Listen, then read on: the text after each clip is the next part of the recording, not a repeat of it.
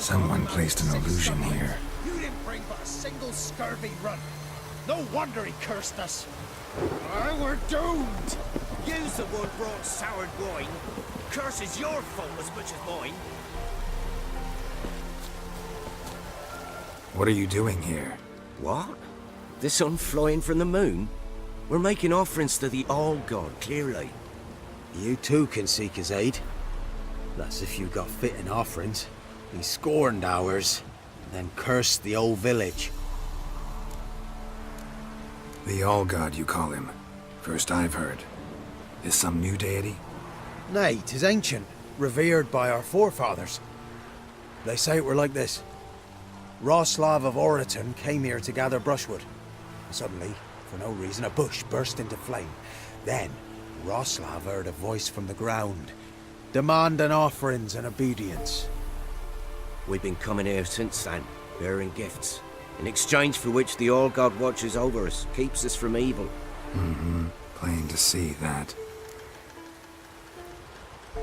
So, what's wrong with your offerings? You needn't mock us, you can see right well we brought scraps. Before the war, I wouldn't give this such to me elms. But what can we do? Such are the times. And they're like to get worse.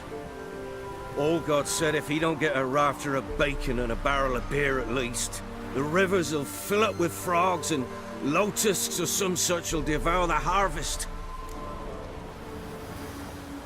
I could intercede on your behalf with this All-God of yours. Got a feeling we'd come to an understanding. Well, I suppose it can't hurt to try. To speak with him, you have to stand before the altar and cry out, "All God, help a poor wretch in need." Who knows, he might just listen to a foreigner.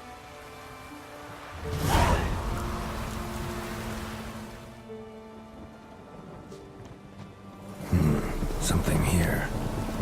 Where's that artifact Kira gave me?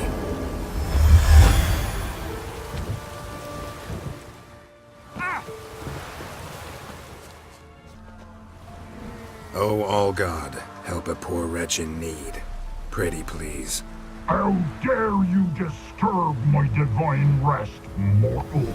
I dare disturb it because I want your divine self to lift the, curse you cast. Those peasants really don't have.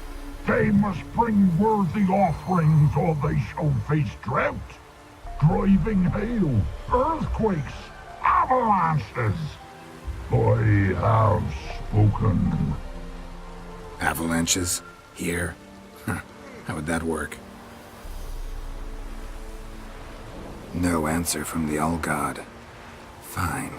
We can finish our conversation when I find him. Voice came from underground. Wine. More like vinegar. Someone drank it anyway. Could follow the scent.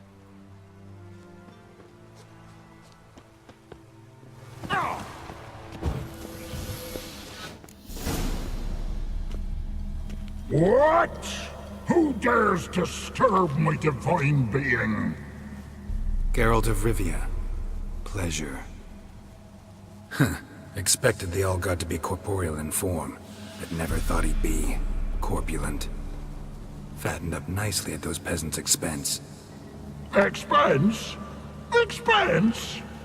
Not a word about the help I give in return. Blessings, absolutions, enlightened advice.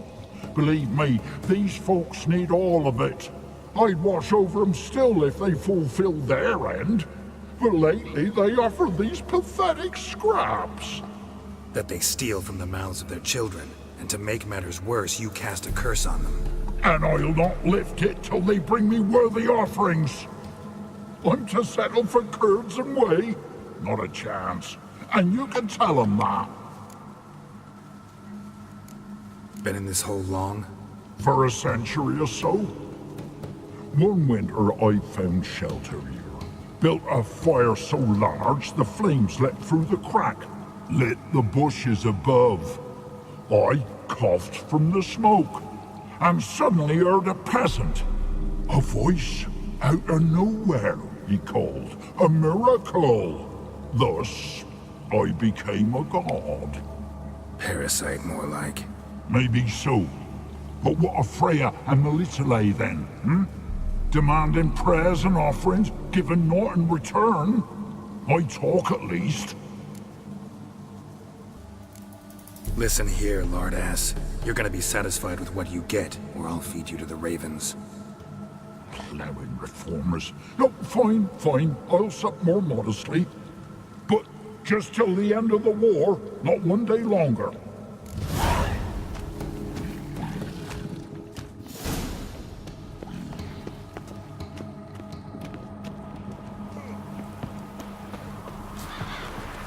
Anything new?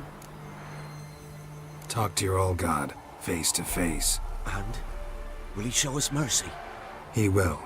Promise to be pleased with whatever you bring. I told you the All God's merciful understanding. Thanks, Witcher. Oh, one last thing. Did you know there's a crypt beneath this hill? Might want to take a look sometime. Architecture's fascinating.